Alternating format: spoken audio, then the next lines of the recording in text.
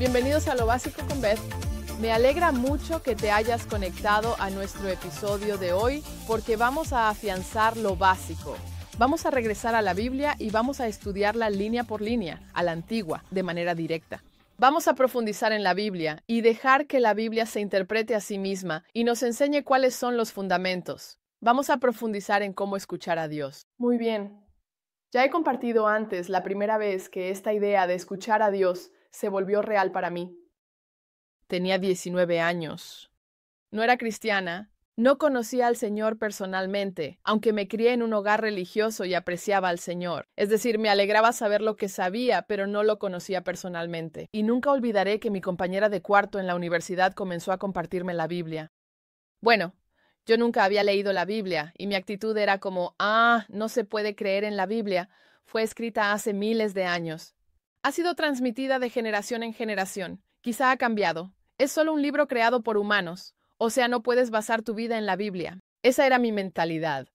Sin embargo, eso no detuvo a mi compañera de cuarto de compartirme la Biblia. Y descubrí de primera mano que Hebreos 4:12 es verdad, que la palabra de Dios es viva y eficaz, y más cortante que cualquier espada de dos filos, capaz de penetrar el corazón y dividir entre el alma y el espíritu, y entre los pensamientos y las intenciones del corazón. Y eso me sucedió personalmente. Así que esto fue lo que pasó. Yo no creo en la Biblia, ¿verdad? Pero un día mi compañera de cuarto me dice, oye, Beth, mira esto. En la Biblia, en Mateo 7, dice que la puerta al cielo es estrecha y pocos pasarán por ella. Y la puerta al infierno es ancha y muchos pasarán por ella. Ella simplemente me comparte ese versículo de la Biblia de manera muy casual. Y yo le dije, ¿sabes? Estoy bien. De todas formas, no creo en la Biblia. Y caminé hacia clase después de que ella me compartió eso. Salí del dormitorio y fui a clase. ¿Y sabes qué? Todo el tiempo que estuve caminando por el campus, lo único en lo que podía pensar era en este libro en el que no creo. Lo único que puedo pensar es que la Biblia dice que hay una puerta al cielo y otra al infierno, un camino. El camino al cielo es estrecho, a través de Jesús, y el del infierno es ancho. Me di cuenta de que ese es el camino en el que estoy. Y eso me hizo pensar. Todavía no creía en la Biblia, pero a la Biblia no le importaba. A la Biblia no le importaba si yo no creía en ella. Sigue siendo viva y activa. Entonces, un par de días después, mi compañero de cuarto me compartió otro versículo. Y decidí que, debería empezar a hacer buenas obras. Así que empecé a recoger basura en el piso de mi dormitorio para impresionar al Señor. Un día, ella me dice, Beth, aquí mismo en la Biblia, ¿sabías que dice esto? Conozco tus obras. No eres ni frío ni caliente, así que como eres tibio, te vomitaré de mi boca.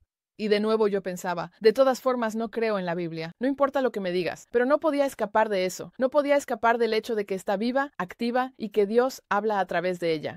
Y el Espíritu Santo me estaba hablando a través de la Biblia en la que yo no creía. Y así, Él estaba convenciendo mi corazón, confrontando mi corazón de que esas obras que yo hacía, recogiendo basura, no eran las obras que Él buscaba. Yo era tibia.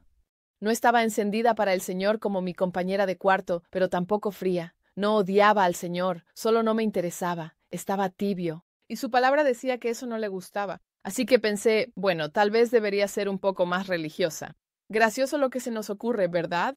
Pensé que debería ser más religiosa. Fui a un retiro. Pensé que eso me daría algunos puntos extra en el cielo. Voy a este retiro y luego regreso sintiéndome, ya sabes, bastante bien conmigo misma. Y de nuevo, mi compañera de cuarto me dice, oye, Beth, ¿sabías que justo aquí en la Biblia dice esto? Dice, muchos me dirán en aquel día, Señor, Señor, hice esto en tu nombre, hice aquello en tu nombre, y yo les diré, no los conozco, nunca los conocí. Apártense de mí. Yo acababa de ir a un retiro en su nombre pensando que esto sería religioso. Y luego ella me comparte este versículo de la Biblia que dice que a Dios no le impresiona mi religiosidad. Esto o aquello que hice en su nombre, que en realidad no lo conocía, Él diría, no te conozco. Y en realidad en mi corazón yo sabía que eso era verdad. No lo conocía. Sabía acerca de Él. Era religiosa, pero no era de Cristo. No era una seguidora de Jesús. No lo conocía personalmente. Y fueron esos 3 versículos que Dios usó para abrir mi corazón y abrir mis ojos a mi necesidad de una relación con el Señor. De eso hablamos hoy. ¿Cómo escuchar a Dios? ¿Cómo puedes tú, como cristiano, escuchar a Dios y crecer hasta ser lo que Él quiere que seas y hagas? Veamos un par de metáforas. La Biblia nos da algunas grandes metáforas para la palabra. Echemos un vistazo a un par de ellas. Muy bien, así que si tienes tu Biblia, adelante, sáquela. Vamos a Mateo 4:4. Y de hecho, la última vez terminamos más o menos con este versículo. Mateo 4:4, Jesús dijo esto. Él dijo, está escrito, el hombre no vivirá solo de pan, de cosas naturales, sino que vivirá de toda palabra que sale de la boca de Dios. Y Jesús nos dio la analogía de que la palabra de Dios es como el pan. Es alimento, es nutrición, puedes vivir de ella, puedes vivir por la palabra de Dios. Y mencioné eso en nuestro episodio anterior. Literalmente puedes confiar en la palabra de Dios como si fuera dinero en el banco. Cuando enfrentes una decisión, quiero retarte a esto. Si enfrentas decisiones y estás en una encrucijada y necesitas elegir, es bueno decir, Dios, quiero vivir por tu palabra. Espíritu Santo, mientras leo la Biblia, háblame. Hazme saber una confirmación de que esta es la decisión correcta, o muéstrame qué decisión debo tomar. Estoy buscando tu guía mientras leo la palabra. Y podría contarte historia tras historia, tras historia. Déjame contarte un par de ejemplos rápidos de cómo, en nuestras vidas, mi esposo y yo simplemente decidimos en nuestro corazón dejar que nuestras vidas fueran guiadas por la palabra. Dios ha sido tan fiel. Cada vez que enfrentamos una gran decisión o incluso pequeñas, al buscarlo en su palabra, Él nos dio una escritura o escrituras por las cuales vivir. Y cuando Dios respalda su palabra, que lo hace hombre, puedes tener tanta confianza y paz al tomar esa decisión. Te daré un par de ejemplos. Recuerdo que estaba en una etapa en la que intentaba decidir. Trabajaba para un cirujano. Tras graduarme de la universidad, lo ayudaba a escribir libros de texto médicos y demás. No era un trabajo que me encantara. No lo odiaba, pero no me encantaba. Y sentía un llamado al ministerio y no estaba seguro de cuál era el plan en cuanto a la formación y lo que Dios quería que hiciera. ¿Era la temporada correcta? Y así sucesivamente. Así que pienso renunciar a este trabajo y pienso ir a la escuela bíblica en esta etapa. Dije, Señor, no quiero decidir y desincronizarme con tu tiempo, pero siento esto. Muéstrame en tu palabra lo que quieres que haga. Un día, mi jefe se me acerca y me dice, ¿estarías dispuesto a quedarte y trabajar para mí un año más? En mi corazón yo pensaba, no quiero. Quiero dejar este trabajo e ir a la escuela bíblica. Pero, Señor, lo más importante, quiero tu voluntad y vivir conforme a tu palabra. Así que Dios me ayudó a obtener algo de claridad aquí. Yo estaba pasando tiempo con Dios leyendo la Biblia y escuchando. Mientras lo hacía un día, hallé este versículo en el Salmo 37. Decía, habita en la tierra y cultiva la fidelidad. Y sabes, no me gustó ese versículo en ese momento. No me gustó ese versículo porque no quería habitar en la tierra ni cultivar la fidelidad. Yo quería habitar en la escuela bíblica y cultivar el conocimiento de la Biblia y de Dios y prepararme y equiparme para el ministerio. Pero sentí que, Señor, sabes, puedo confiar en tu palabra. Aunque a mi alma no le guste, tu palabra ha venido a dividir. Entre alma y espíritu voy a ponerme del lado de la palabra. Así que me quedé y trabajé allí un año más. Y sabes, fue un buen año. Aprendí mucho. Sembré mis semillas de fidelidad y realmente hice mi mayor esfuerzo por ser fiel como empleado. Tener buena actitud, llegar temprano, quedarme hasta tarde, hacer esas cosas. Al final de ese año sentí la libertad del Señor y su palabra para ir a la escuela bíblica. Lo hice. Creo que llegué justo a tiempo. Pienso que si hubiera ido el año que quería, habría sido un año demasiado pronto. Como resultó, al graduarme, se abrieron algunas puertas para quedarme allí y trabajar en ese ministerio varios años. Así que estaba justo en el horario de Dios cuando dejé que su palabra me guiara. Ese es solo un ejemplo. Podría contarte muchísimos más. Sé que otros de ustedes allá afuera podrían contar sus propias historias. El punto es que la palabra de Dios es el pan por el que podemos vivir. ¿Cuál es otra metáfora?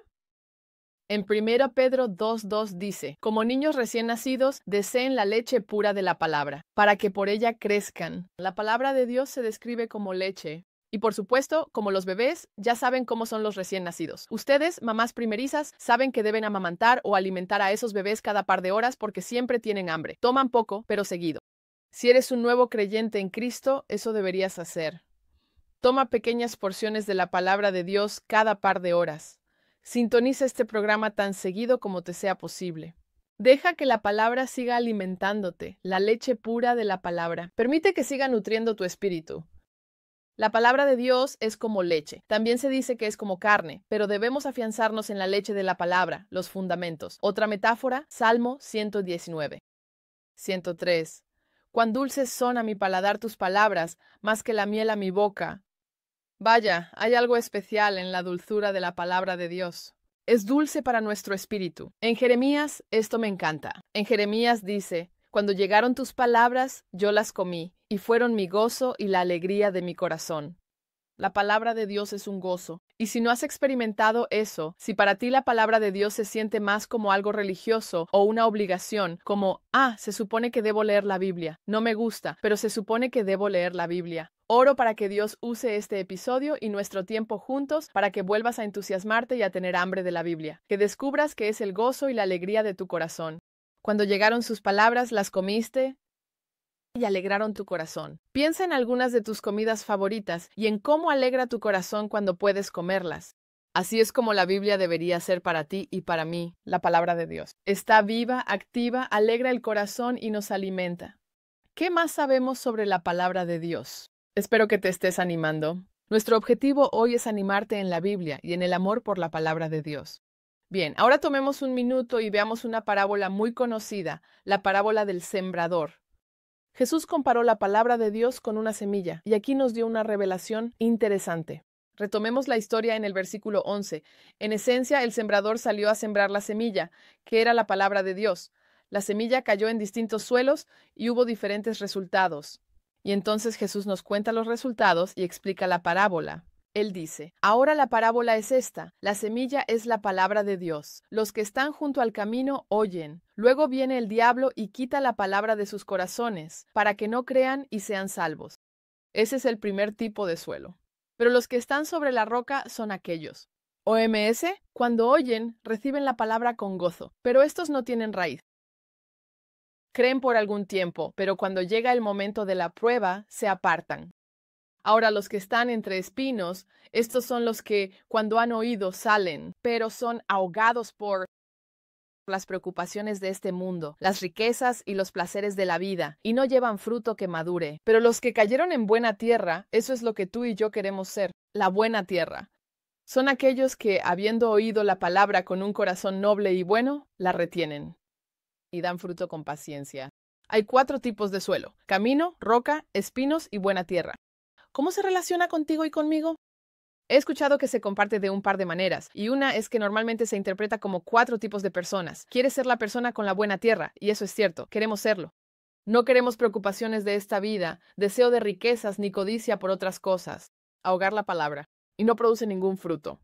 Tampoco queremos ser el tipo de personas que se entusiasman con la palabra por un momento, pero no tienen raíces. Y cuando vengan las tribulaciones que vendrán, cuando lleguen las dificultades que llegan, aún así permanezcamos arraigados y dejemos que esas raíces se profundicen en vez de ser desarraigados. Luego están los que están junto al camino, a quienes el enemigo viene de inmediato y arrebata.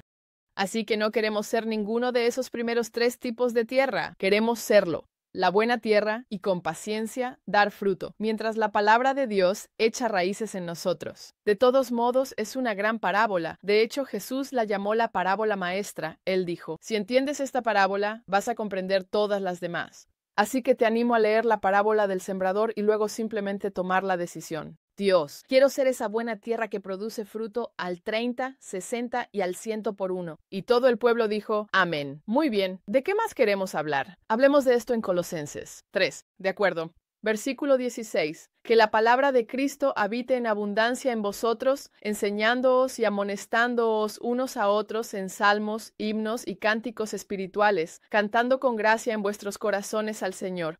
Este pasaje nos dice que tenemos la responsabilidad de dejar que la palabra de Cristo habite en nosotros en abundancia, con toda sabiduría. Así que siempre me lo imagino de esta manera. Me imagino, por ejemplo, si imaginaras tu corazón como una olla de cocción lenta o de barro. ¿De acuerdo? ¿Qué haces? Tú y yo simplemente debemos pasar tiempo leyendo la Biblia, estudiándola, profundizando en la palabra, escuchándola. Y mientras lo hacemos, es como si el Espíritu Santo nos ayudara a picar las verduras, picar la carne, picar todos esos ingredientes y ponerlos en la olla de cocción lenta, la olla de nuestro corazón. La palabra de Dios entra en nuestro corazón. Y luego, con el tiempo, lo que sucede es que se cocina, con el tiempo, se marina, se cocina a fuego lento. Y entonces todos los sabores de todas esas escrituras empiezan a unirse. Y con el tiempo, creo que Dios desarrolla dentro de nosotros esta sopa de palabras deliciosa, este guiso bíblico tan sabroso que está en nuestro interior. Y toma tiempo. No sucede de la noche a la mañana. Por eso dice que la palabra de Cristo habite en ustedes en abundancia, que se marine y cocine a fuego lento en ustedes en abundancia. Porque entonces lo que sucede con el tiempo es que vas a poder servir un tazón de guiso bíblico para alimentarte a ti mismo y alimentar a otros y para ayudar a alguien más. Así que cuanto más habite la palabra de Dios en ti, en abundancia. Ahora, aquí está el asunto. A veces, si preparas un guiso en tu olla de cocción lenta en casa, cuando primero cortas zanahorias, apio, cebolla y carne y los pones todos en la olla, no parece gran cosa, ni siquiera parece que combine. Y no está listo para comer, pero tú por fe pones los ingredientes, sabiendo que con el tiempo, todos esos buenos sabores y todo ese buen sazón va a salir. A veces cuando lees la Biblia podrías pensar, no sé a qué está conectado esto, no sé cómo me ayuda esto, no sé qué hacer con este versículo o este pasaje. No tiene mucho sentido en este momento. Está bien. Solo deja que habite en ti abundantemente, porque con el tiempo se conectará con algo más que escuches. Y como dije, pronto tendrás esta riqueza en tu interior, lleno. Estás lleno de la palabra de Dios y eso solo te beneficia a ti, por supuesto, pero también puede beneficiar a tu familia, tus amigos, tu iglesia, es decir, a las personas a las que Dios te ha llamado a ministrar. Muy bien. ¿Tiene sentido, amigo? Invierte la palabra en tu corazón. Muy bien. ¿Qué más? Segunda de Timoteo 2:15. Él dice esto: sé diligente. Hablamos de qué debemos hacer. ¿Qué hago con mi Biblia? Léela, escúchala, métela en tu olla de cocción lenta, por así decirlo. Pero ahora, ¿qué más? Segunda de Timoteo 2:15. Esfuérzate por presentarte a Dios aprobado, como un obrero que no tiene de qué avergonzarse y que interpreta correctamente la palabra de verdad. Creo que esa es una frase interesante al final: interpretar correctamente la palabra de verdad, lo que significa que la palabra de Dios, la Biblia, puede ser mal interpretada, lo que explica los diferentes tipos de religiones, sectas y sistemas de creencias que existen, porque a veces, si no tenemos cuidado, podemos interpretar mal la palabra. Puedes sacar cualquier escritura fuera de contexto en cualquier momento y crear cualquier doctrina. Por eso necesitamos todo el consejo de la palabra y dejar que la Biblia se interprete a sí misma. La palabra de Dios siempre explica su significado. Si ves ciertas palabras en la Biblia y piensas, no sé qué significan, solo busca esa palabra en otros lugares de la Biblia y empezarás a entender lo que realmente significa, porque la Biblia te lo dice. Déjame darte un ejemplo. La palabra espina. Tal vez hayas oído de la espina de Pablo. Y a veces la gente, los comentaristas y otros, tal vez, simplemente han decidido que la espina debe ser una enfermedad. Pablo tenía una espina. Le pidió al Señor que se la quitara. El Señor dijo que no, debió ser la enfermedad de Pablo.